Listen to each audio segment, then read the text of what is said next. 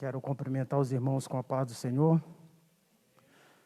Os irmãos também que nos assistem, que vai nos assistir através dessa live. Peço aos irmãos que se coloquem de pé. Vamos estar fazendo uma oração aqui. O nosso professor Daniel já está aqui conosco. Já esteve aqui também na oração. E em seguida vamos passar para ele. Amado Deus, eterno Pai, te louvamos, Senhor. Mais esta manhã de domingo, Pai, onde estivemos aqui na oração, e queremos ouvir nesta manhã a Tua palavra, Senhor. Continua conosco, renova cada um de nós, Pai, diante da Tua presença. Queremos ouvir a Tua voz, Pai, através do Teu servo nesta manhã. Deus maravilhoso, usa Ele poderosamente, Pai. No nome de Jesus é o que eu te peço, Senhor. Amém.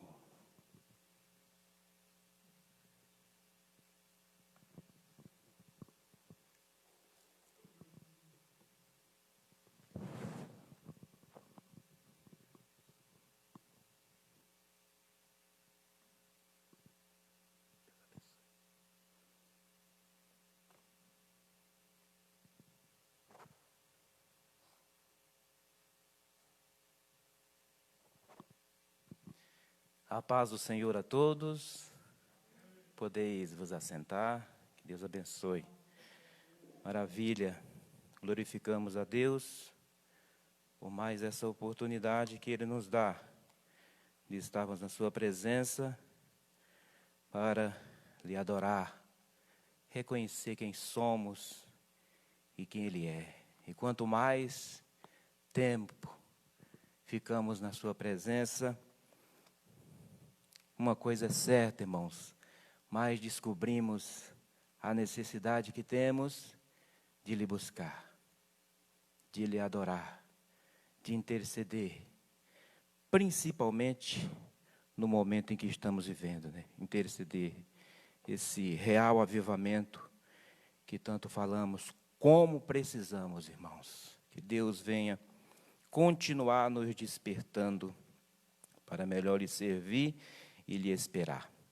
Hoje, dando continuidade com a nossa aula, estaremos estudando a lição de número 7.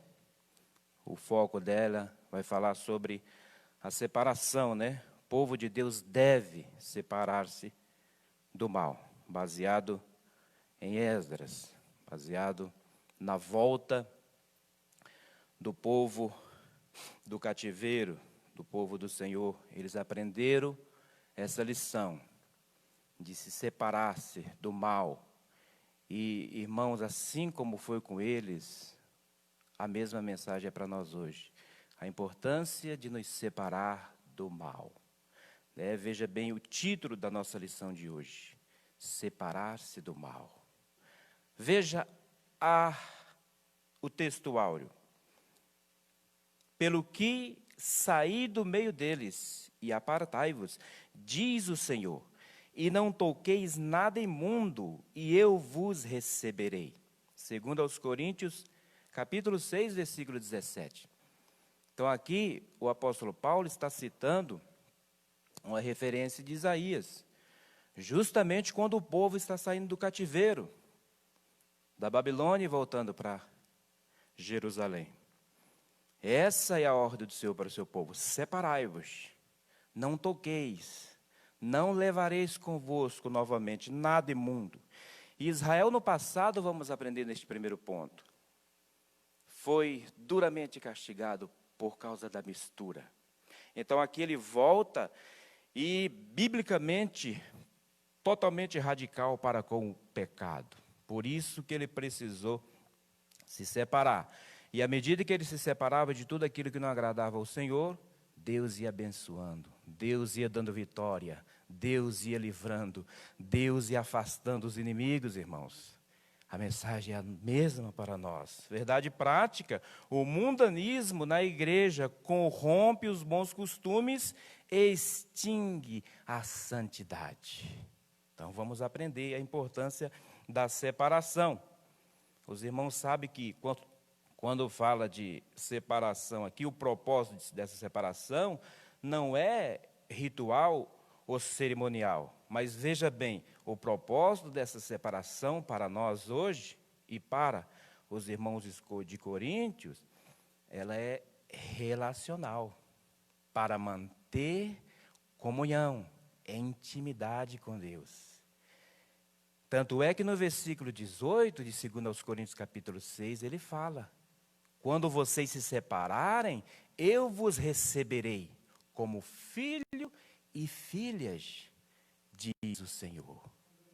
Então, a santificação, a separação, o foco da nossa aula de hoje, baseada em Esdras, capítulo 2, capítulo 4 e capítulo 6, alguns versículos.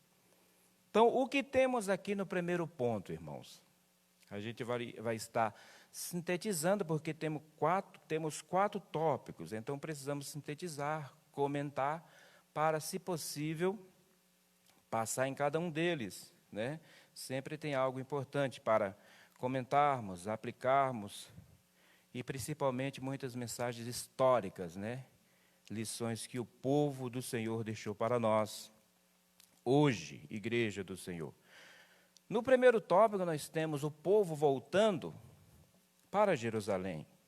E nessa volta, eles precisavam provar a sua genealogia. Para quê? Para voltar para a sua terra? Não. Mas para servir no templo, irmãos. Veja bem o que diz a nossa introdução. Nessa lição, iremos estudar os preparativos, tá vendo? Os preparativos para servir, os preparativos para estar em comunidade, que os judeus fizeram para pôr os alicerces da nova forma de vida que eles iniciaram em Jerusalém. Depois dos anos do cativeiro em Babilônia, ali eles viveram espalhados pelo vasto território daquele reino e agora iriam viver uma vida comunitária, conforme os ritos da lei. Então, irmãos, como eu falei, aqui ele vai citar o comentarista da lição, pastor Eurico Bergsten. Como eles aprenderam a grande lição de como fazia mal a contaminação, agora eles vão colocar essa lição em prática. Veja bem a organização. A organização, primeiro, eles vão verificar as genealogias. Porque as genealogias eram credenciais muito importantes para o povo hebreu. Se não fizessem parte da descendência de Abraão, não poderia servir ao templo.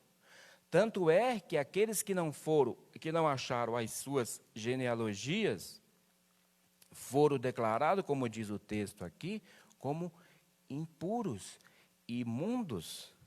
Não podia servir o templo. Então, veja, a organização começaram em pouco, mas queria começar por excelência, sem mistura.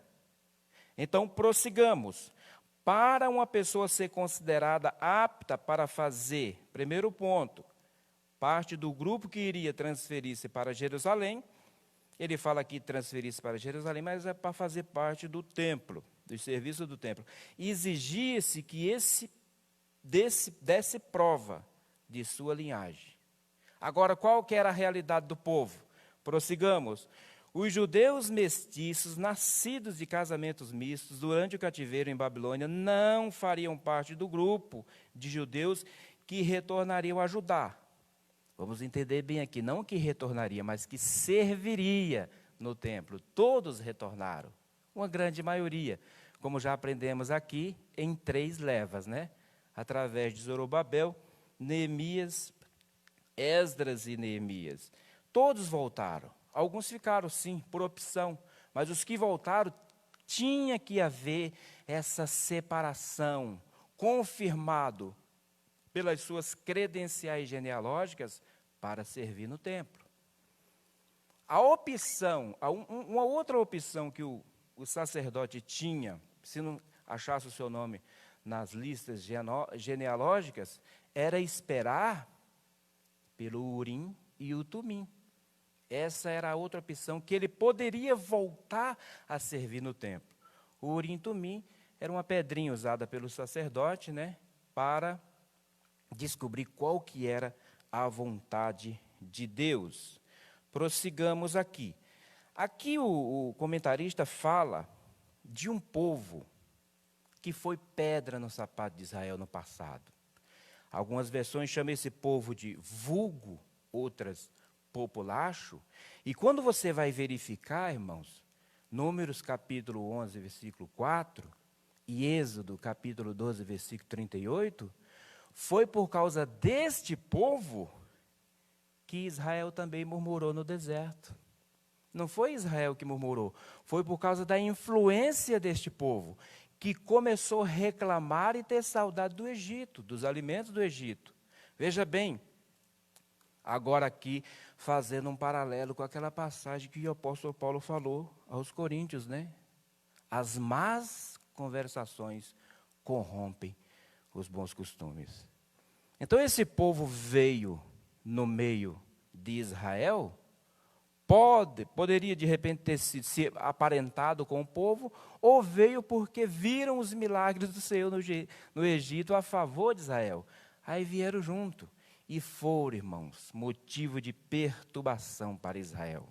E este povo, irmão, aplicando a nós hoje, será se eles existem? Será se eles estão por aí? E isso é importante a gente tentar descobrir para ficarmos mais alerta. Eu peguei um comentário do pastor Antônio Gilberto a respeito desse povo misto, esse populacho, e ele diz assim, veja que interessante, o povo misto que saíra do Egito, acompanhando os israelitas, começou a chorar pedindo carne.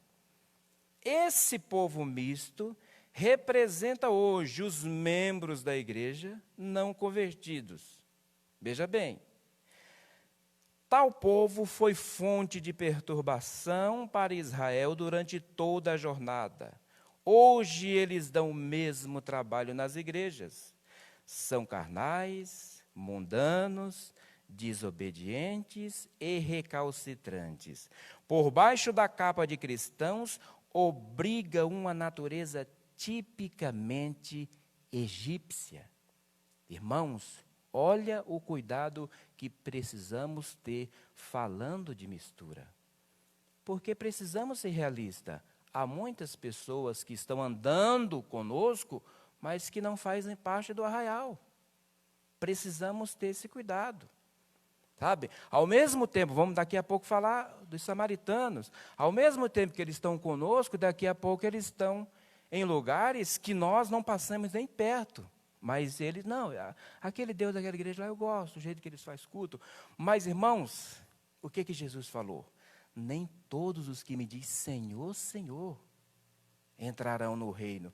Tem que fazer a sua vontade. Então, muitos estão no nosso meio, infelizmente, irmão, influenciando para a parte negativa. Né? Uma pedra. Então, precisamos aprender esses detalhes para, com mais vigilância, irmãos, nos comportar na presença do Senhor. Esse é o tópico 1 da nossa lição. O último parágrafo do tópico 1 diz assim, irmãos. A Bíblia diz, ainda falando sobre o contexto do comentário que estamos desenvolvendo aqui. A Bíblia diz, estreita é a porta e apertado o caminho que leva à vida. Não é lucro e sim grave prejuízo alguém querer facilitar a entrada de mistura de gente, dando maior ênfase à quantidade do que à qualidade. Jesus disse, necessário vos é nascer de novo.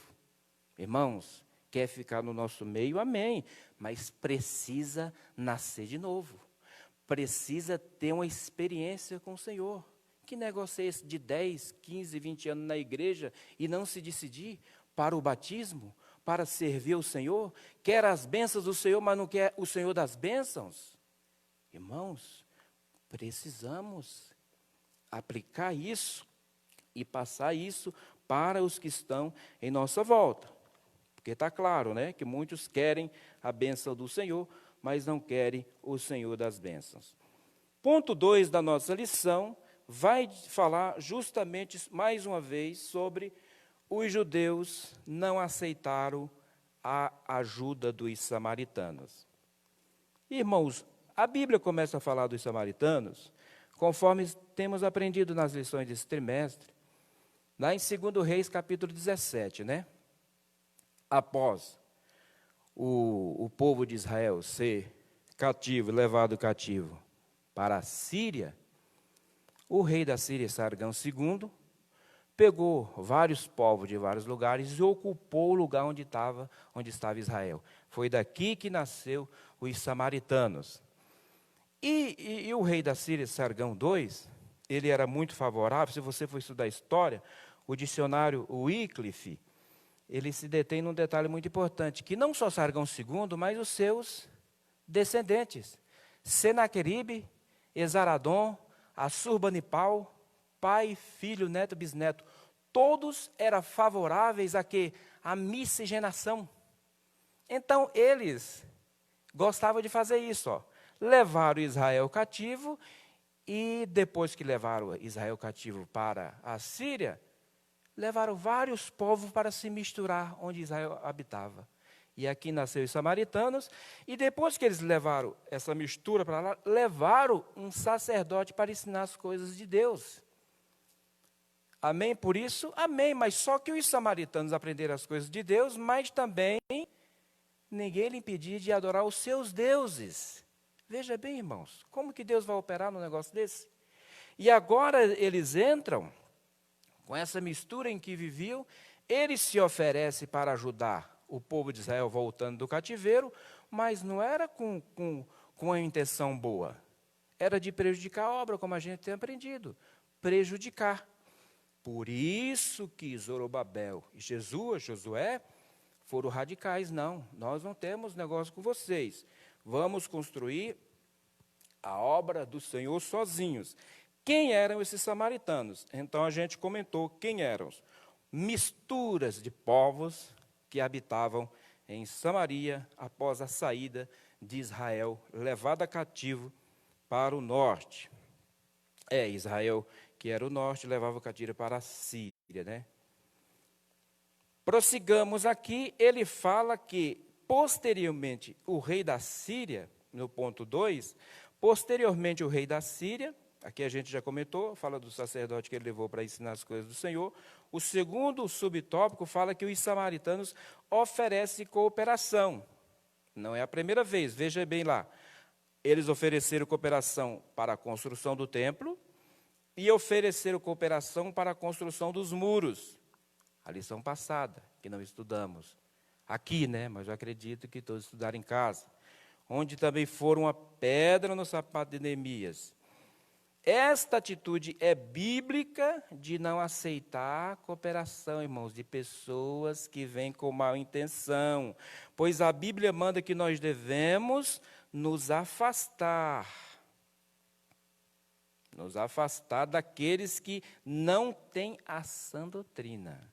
Veja bem o que o verdadeiro avivamento produz, irmão. Uma mudança de vida radical. Israel não quis mais brincar com o pecado. E à medida que ele ia se separando, o Senhor ia lhes honrando. Era a mesma coisa que o Senhor está falando para ele. Esse é o caminho, Israel, que eu sempre quis lhe mostrar.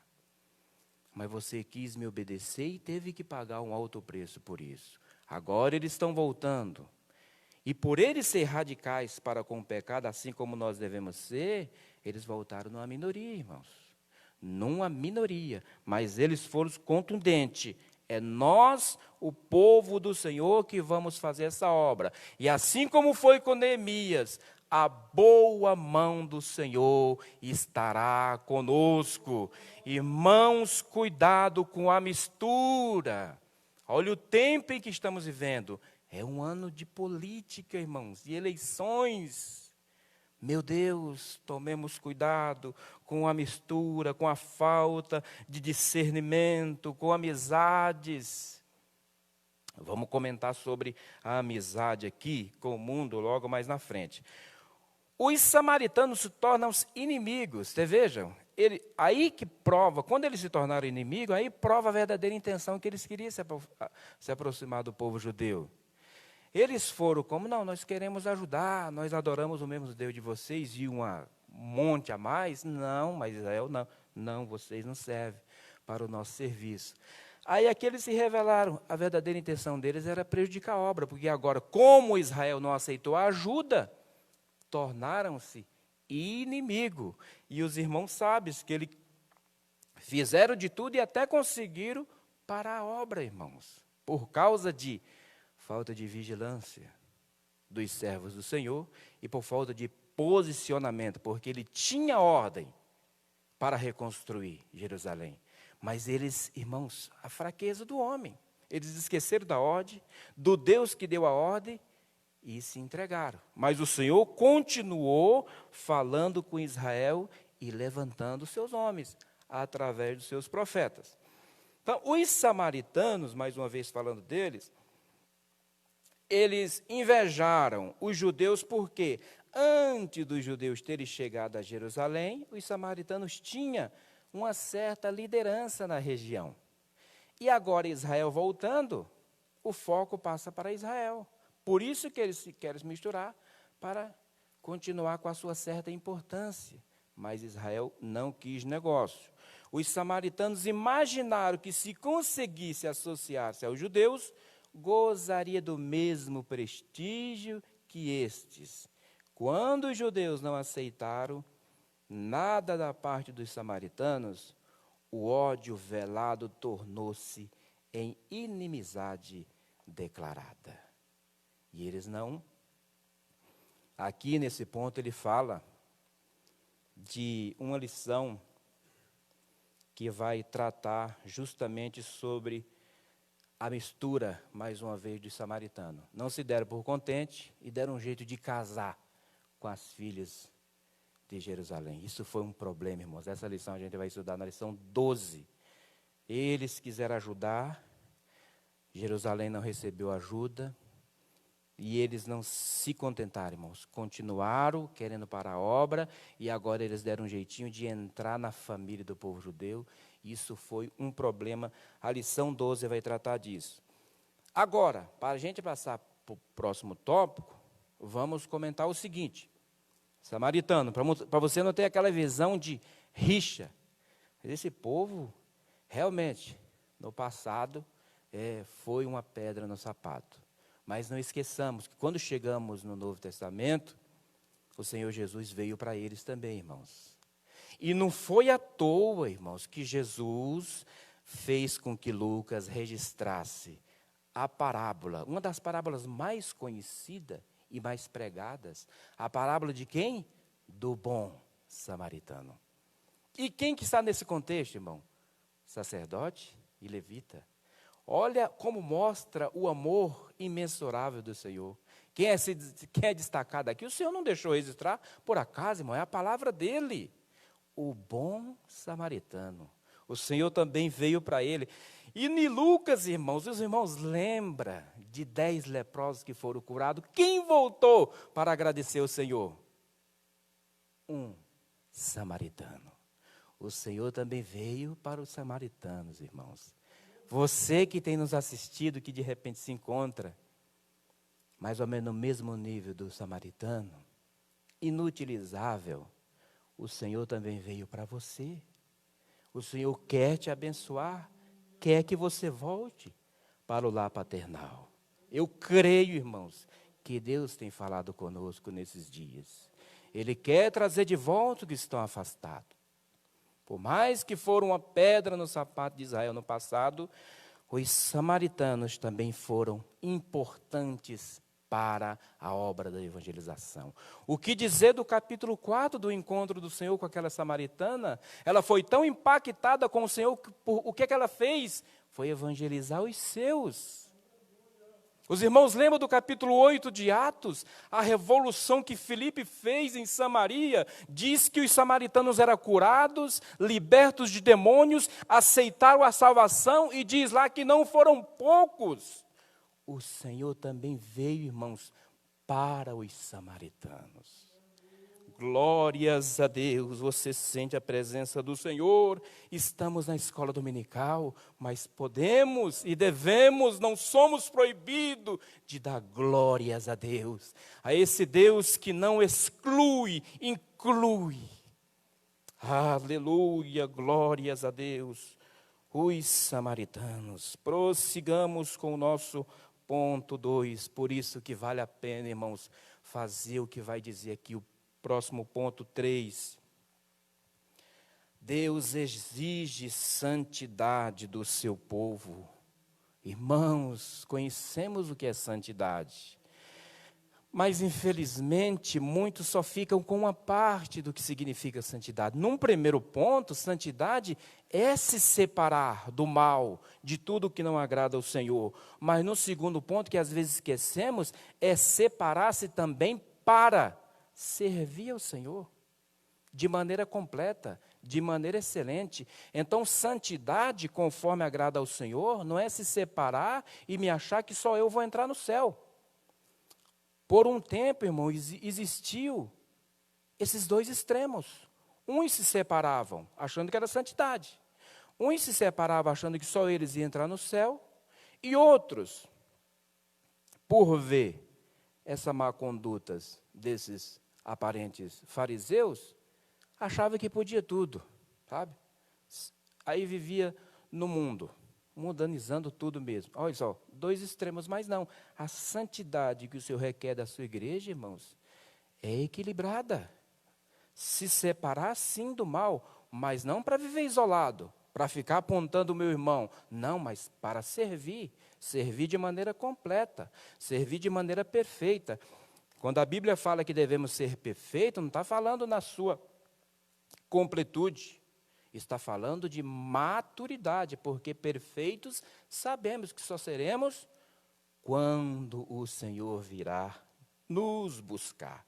Então, aqui na parte de santidade requerida pelo Senhor, ele lembra mais uma vez do texto, que agora vamos ler, 2 aos Coríntios, capítulo 6, e o versículo 17 ele colocou no texto áureo.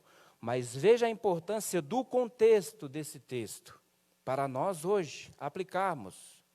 Eu só vou ler e a aplicação já vem automaticamente, irmãos. 2 aos Coríntios, capítulo 6, a partir do versículo 14. Diz assim: não vos prendais a um jugo desigual com os infiéis. Que sociedade tem a justiça com a injustiça? E que comunhão tem a luz com as trevas? E que concórdia há entre Cristo e Belial? Ou que parte tem o fiel com o infiel? E que consenso tem o templo de Deus com os ídolos?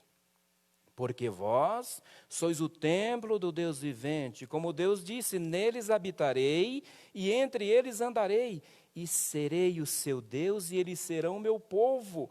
Agora ele entra com esse versículo que ele colocou no texto áureo da nossa lição, pelo que saí do meio deles e apartai-vos, diz o Senhor, e não toqueis nada imundo, e eu vos receberei.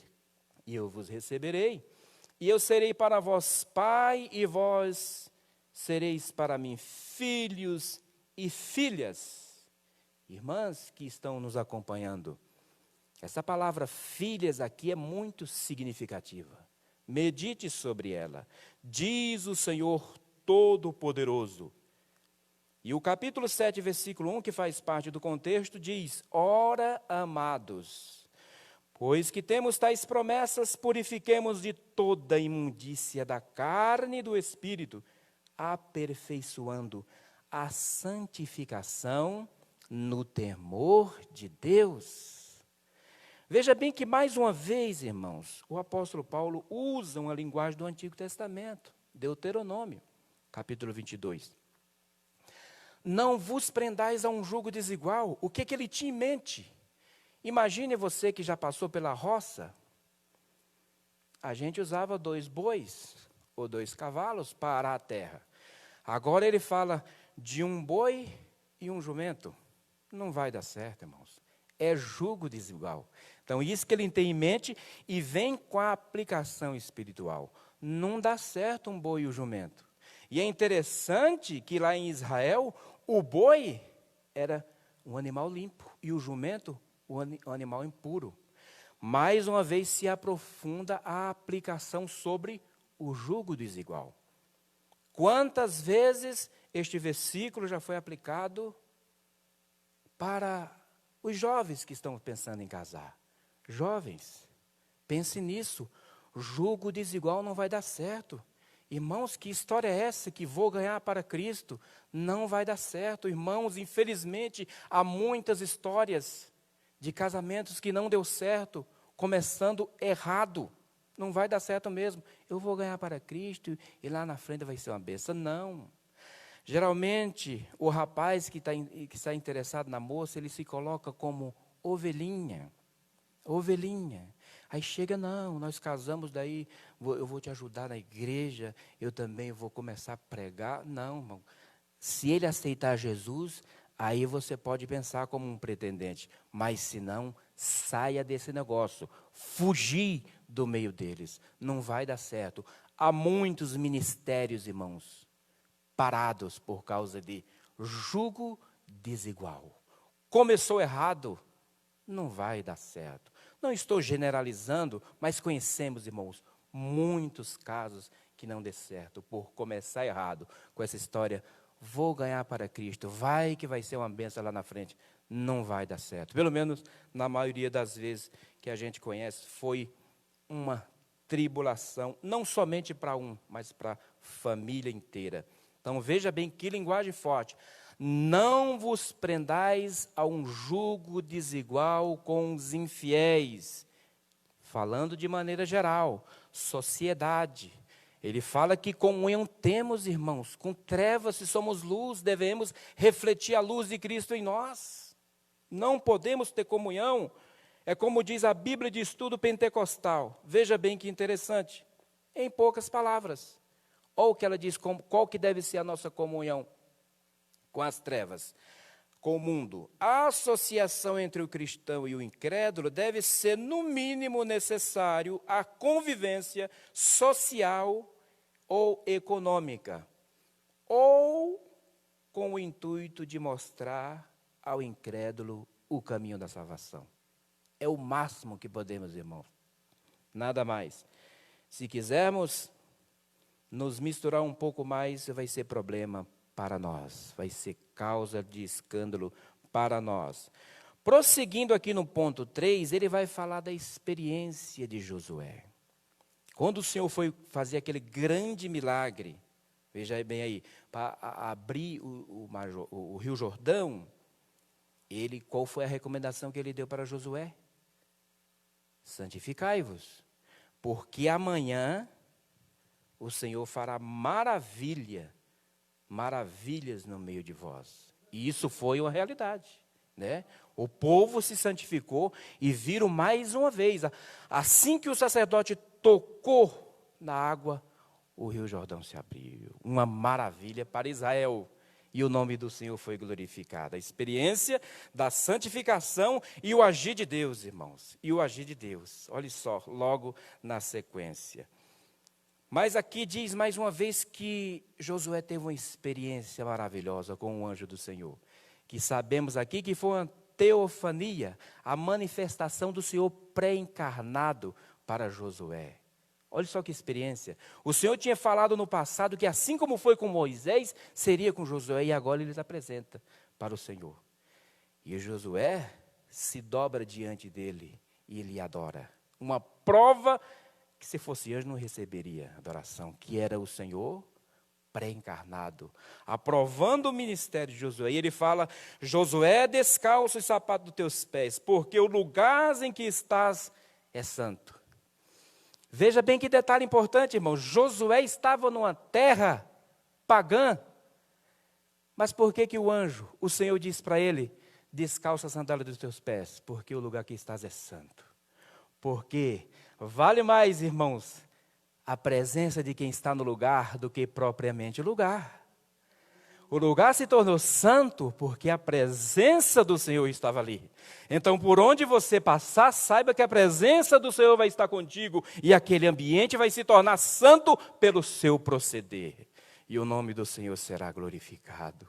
Aleluia. Prosseguindo, Israel, na liderança de Josué, teve uma triste, amarga derrota, por causa de vigilância do seu servo. Isso mostra mais uma vez, irmãos, que a liderança também é humana. Às vezes, olhamos para a liderança como super espiritual. Meu Deus, aquele homem ali, não dá para chegar nem perto, senão dá choque. Não, irmãos, a liderança também é humana. Tem seus pontos fracos, precisa da nossa ajuda, na nossa intervenção. Pensemos nisso. Então Josué, por ter vencido Jericó tão facilmente, achou que Ai era insignificante, e essa era a mensagem que ele recebeu dos seus espiões, né? Não, Jericó bem maior nós vencemos, imagine Ai, um povo insignificante. O povo falou, nem leve tudo esse povo aí, a metade, bem menos da metade, ele pediu 1.000, 2.000. E Josué, irmão, foi no embalo, se emocionou, estava emocionado pela primeira vitória, aí daí nem consultou o Senhor. Olha só, foi uma derrota amarga, porque tinha pecado no arraial, irmãos, tinha pecado no arraial, e nessa brincadeira de um ter pecado, 36 dos homens de Josué foram mortos. E Josué se abateu e foi clamar aos pés do Senhor. Aí o Senhor lhe deu a resposta: Josué, santificai-vos, porque anátema há no arraial. E o Senhor mostrou para Josué quem estava em pecado. E Acã, por ter guardado a capa babilônica, teve que pagar um alto preço, juntamente com sua família. Então, irmãos, veja bem que por causa do erro de todo Israel, porque Deus não via um só, ele via o Israel como um todo. Acã sabia que isso aí que ele estava fazendo era errado, mas ele fez. E a sua família foi cúmplice do erro de Acã. Então, por causa do erro de olhe quantos pagaram. Então, pense nisso, por causa de uma má conduta de muitos podem sofrerem. Primeiro, os que estão mais próximos, mas as pessoas que estão longe podem sofrer também por causa de um erro, desviar para o pecado. Então diz aqui que Deus exige santificação do povo para poder operar no meio deles, irmãos. Operar, exige. Mas não é uma santificação, irmãos, não é uma santificação a qual Deus vai estar te cobrando, te colocando na parede. Não, você tem que santificar. Não, é por amor. É por amor. Tudo que fazemos para o Senhor é por amor. A santificação é progressiva. É um dia de cada vez. Crescimento gradual. Veja bem que o texto de Coríntios diz aqui, santificando-vos, aperfeiçoando-os. Processo contínuo, né? Um pouco mais. Agora precisamos dar o primeiro passo, irmãos. Não é chegar e dizer para o Senhor, não, do jeito que está bom. Não está bom não. Precisamos melhorar e crescer a cada dia, porque o mundo está aí e o inimigo, através dele, quer nos engolir. Pastor Selmai pediu a palavra.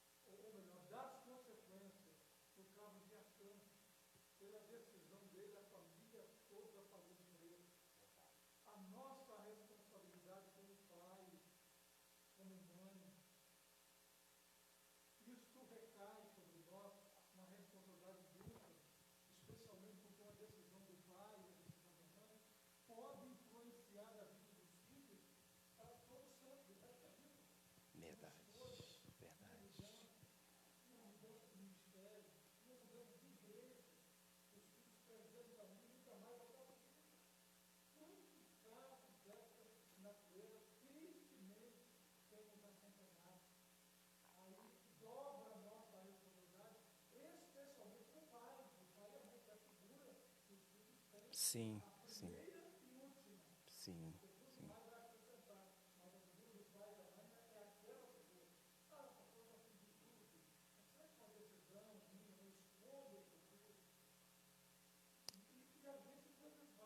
Sim.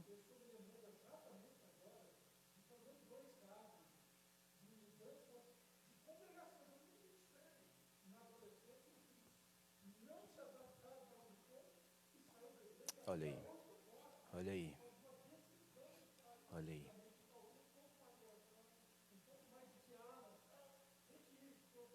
Sim, sim. Ah, sim. Amém. Amém, pastor Silmai. Obrigado. Obrigado pela participação. Pastor Silmai, que tem conhecimento de causa, muito mais que a gente, né? De decisões, irmãos. Decisões mal tomadas refletiram, infelizmente, negativamente para toda a família. Infelizmente, né? Falta de oração, de conselho, e às vezes até recebeu o conselho, mas não vi, já estava com a sua decisão tomada. Aí o conselho não vai adiantar muita coisa, né? Prossigamos, meus irmãos. Agora, no tópico 4, devemos manter uma vida de separação do mal. Então, veja bem aqui, no primeiro tópico, ele vai falar que os judeus mantiveram-se separados dos samaritanos, conforme o Senhor tinha instruído os sacerdotes. Sacerdote é a liderança através da pessoa de Zorobabel. Agora, se eles tivessem tido qualquer tipo de comunhão, veja bem o contraste que seria. Mais uma vez Israel seria derrotado. Então veja bem aqui que eles tiveram participação do culto. Eles teriam tido, se tivesse essa porta aberta da parte dos judeus, eles teriam tido, isso aqui é muito importante também, eles teriam tido participação no culto de Israel e tinha afastado a presença do Senhor do meio deles.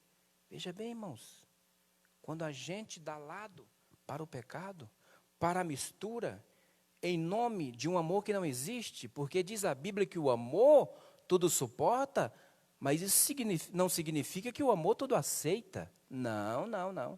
É preciso ter mudança, é preciso nascer de novo. Se eles tivessem brincado com essa mistura mais uma vez, Israel teria que pagar um alto preço. Veja bem, eles foram radicais conforme nos ensina a Bíblia, para com o pecado. A Bíblia mostra exemplo, mais uma vez aqui, de servos de Deus que duvidaram se valia a pena manter a linha de separação do mal. Irmãos, e aqui ele cita o caso, é muito conhecido aqui, do salmista Asaf, no Salmo 73, né? Irmãos, quem não passa por isso que passou Asaf, né? São nuances da nossa vida espiritual. Como diz o pastor Selmai, às vezes estamos pegando anjo, mas é só às vezes, não é sempre. Tem dia, irmãos, que acordamos que é difícil. A carga parece que está mais pesada. Aí veja bem o que aconteceu com Asaf. Olhou para o lado e viu os ímpios prosperando e ele só sofrendo. Mas, meu Deus, será se vale a pena servir ao Senhor? E ele, irmão, se não fosse a misericórdia do Senhor, que despertasse ele fala, mas até que entrei no santuário de Deus. A resposta para minhas dificuldades está no santuário de Deus. Muitas vezes erramos, nos afastamos da presença do Senhor, porque a partir do momento que esfriamos, que vem pensamentos duvidosos a respeito do meu Deus, em vez de eu procurar a sua presença em primeiro lugar, procuro várias saídas, menos a única saída. Mas ele procurou a saída certa. Quando entrei na presença do Senhor, o Senhor me deu a resposta. A sua resposta, irmãos, a minha resposta está na presença do Senhor, no santuário do Senhor. Aí o Senhor falou para Asaf, Asaf, você já pensou no fim deles e no teu fim? Bastou isso, meu Deus. Aí Asaf, no ato de adoração ao Senhor, irmãos, olha o que ele fala lá no verso 25. A quem tenho eu no céu, senão a ti? E na terra, não há quem eu deseje além de ti. O Espírito Santo, irmãos, inspirou Asaf para cair na realidade. Asaf, para onde você está olhando? Olhe para o centro da vontade de Deus, Asaf. Os dias estão difíceis, as lutas parece que não vamos vencer, mas devemos declarar como Asaf: a quem temos no céu senão a Ele? E na terra não há quem desejamos além dele, que supre todas as nossas necessidades diariamente, de uma maneira tão maravilhosa.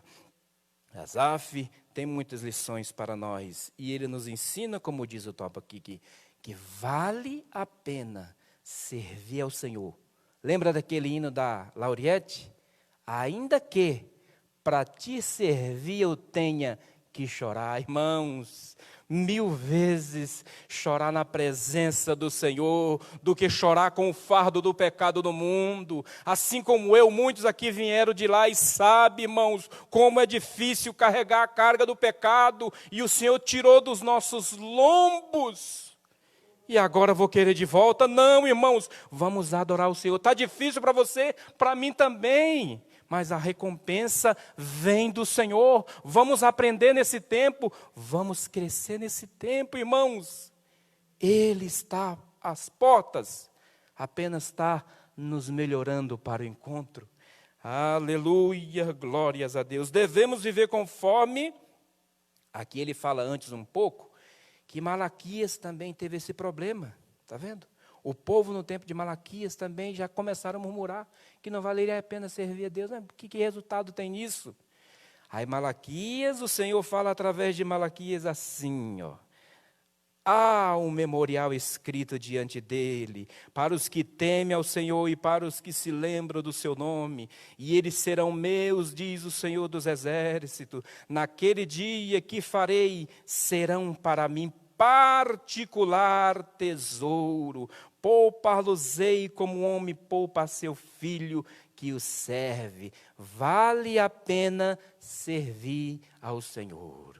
Aleluia! Devemos viver, irmãos, conforme a vontade do Senhor. E no contexto da nossa aula de hoje, diz aqui o comentarista que uma das vontades do Senhor é a nossa santificação. Vamos nos separar, irmãos. Vamos nos separar para que cada dia o nome do Senhor seja glorificado em nossas vidas. Para que, olha a mensagem de Pedro, que forte aqui, ó. Para que no tempo que vos resta na carne, não vivais mais segundo as concupiscências dos homens, mas segundo a vontade de Deus. Não, olhe só o contraste aqui. Viver concupiscência significa apetite carnal exagerado, né? Aí você tem essa opção, ou de viver servindo a sua carne, ou servindo ao seu Deus, através da santificação, como diz a palavra do Senhor. Santificação, se separar. Então, irmãos, a vontade do Senhor para nossas vidas é conhecer a sua vontade, e não somente conhecer, mas praticá-la. E quando conhecemos a vontade do Senhor, que uma delas é a santificação, e praticamos, as bênçãos do Senhor nos acompanharão. As promessas do Senhor se realizarão em nossas vidas, como diz o próprio tópico aqui da nossa lição. Então ele diz aqui, ó: devemos sempre muito desejar ser-lhe agradáveis, andando dignamente diante do Senhor, agradando-lhe em tudo, guardando seus mandamentos e fazendo o que é agradável à sua vista. Então, irmão, para recebermos bênçãos da parte do Senhor, não esqueçamos que requer obediência.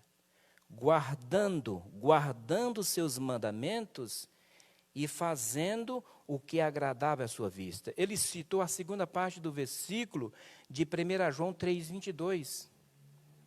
Mas a primeira parte desse versículo diz assim, ó: qualquer coisa que lhe pedirmos, dele a receberemos.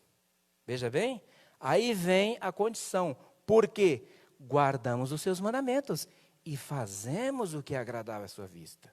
Está vendo? Então é preciso, irmão, estar no centro da vontade do Senhor, para desfrutarmos das bênçãos dele em nossas vidas. Como diz o próximo subtópico, último: bênçãos acompanham os que vivem conforme a vontade do Senhor. Terão o quê? Plena vitória, crescimento espiritual, a presença do Espírito Santo em plena liberdade.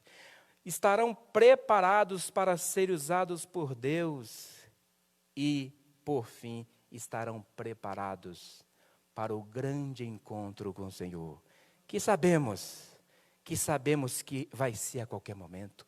Tudo indica, irmãos, que vai ser a qualquer momento. Tudo já se cumpriu, irmãos. Vai ser a qualquer momento. Pode ser agora, pode ser hoje no culto à noite. Precisamos estar preparados a todo momento, conhecendo e fazendo a vontade dele. Você lembra do texto de Romanos 12:2?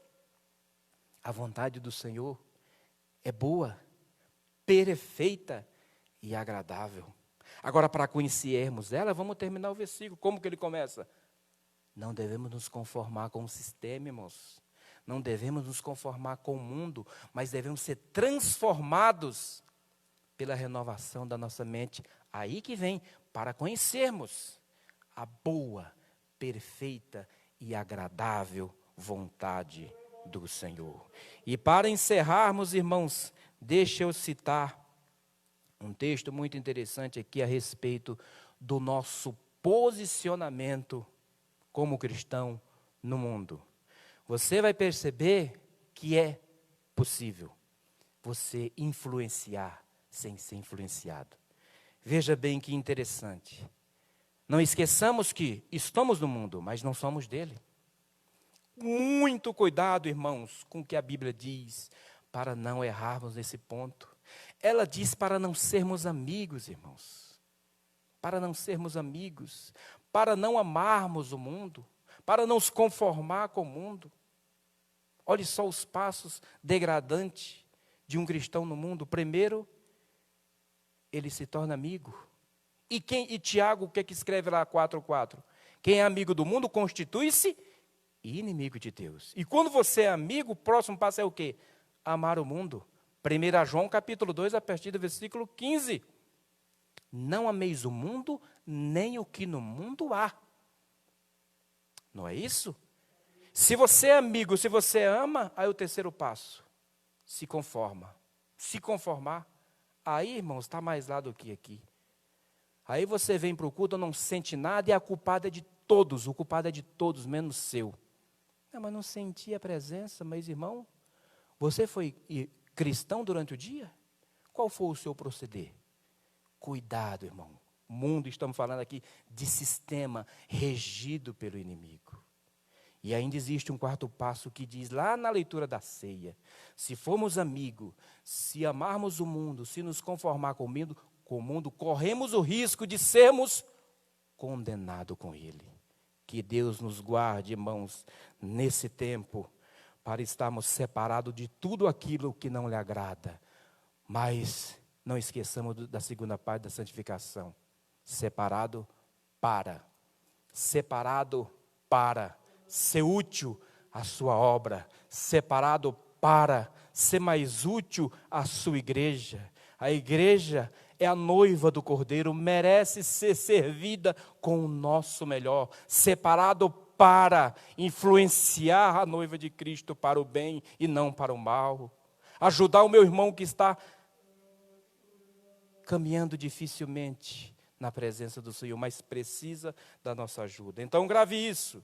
É possível estar no sistema sem ser do sistema, conviver no sistema sem ser contra o sistema, conviver no sistema sem ser contra o sistema, ou ser, na verdade, aqui, né?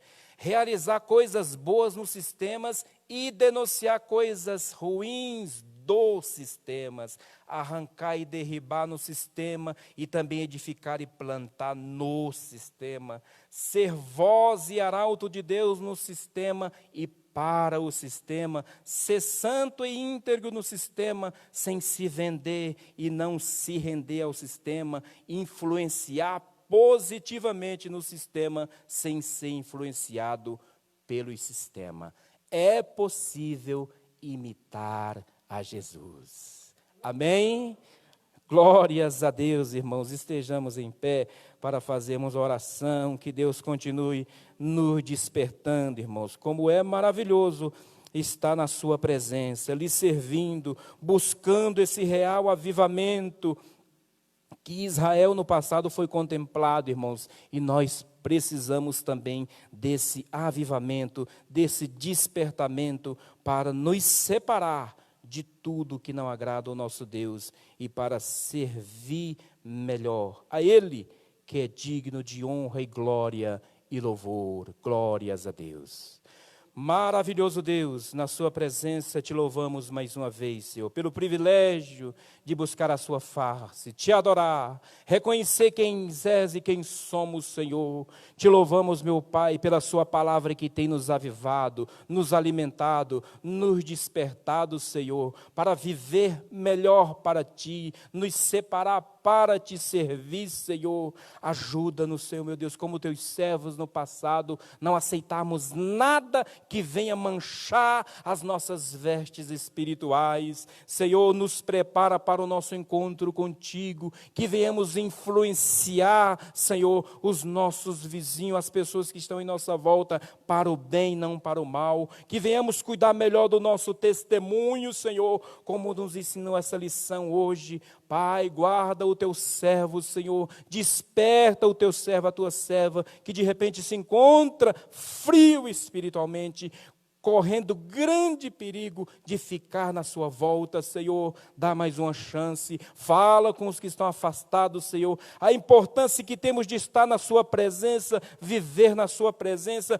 e desfrutar da sua presença, como diz o Salmo, Senhor, que a sua intimidade é para aqueles que temem a Ti, Senhor. Abençoa a escola dominical, a liderança da escola dominical, a liderança da nossa igreja, Senhor. Visita cada família aqui que te serve num bará, Senhor, meu Deus, que venhamos ter mais prazer em estar nesse santo templo, Te adorando, Te servindo com a nossa família, mesmo em quantidades reduzidas, Senhor. Abre as portas para que voltemos a cultuar em maior quantidade, Senhor. Sabemos que é um tempo que estamos aprendendo, mas sabemos e declaramos que o Senhor está no controle de tudo e nada acontece sem o seu querer e sem o seu saber. Senhor, nos abençoa, nos molda, nos capacita para melhor compreender as coisas relacionadas ao seu reino e que venhamos te servir, Senhor, até o dia da sua volta, com alegria e com excelência. Esta é a nossa oração, em nome do Senhor Jesus. Amém. Glórias a Deus. Pastor Selmai, com as considerações finais. Aleluia. Graças a Deus, graças a Deus. Nós vamos orar agradecendo a Deus por esta manhã tão especial. Quantos ouviram a voz do Senhor nesta manhã?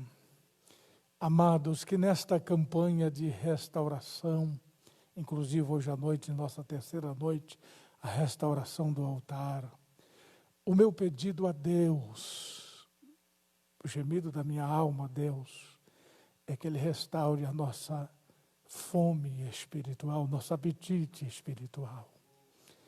A gente pode estar diante de uma mesa posta. Quem aqui já teve assim, uma gripe bem forte, aquela que você perde até o apetite? Você pode estar diante da mesa, perde a fome. Eu até queria, mas perde o sabor, porque não está bem de saúde.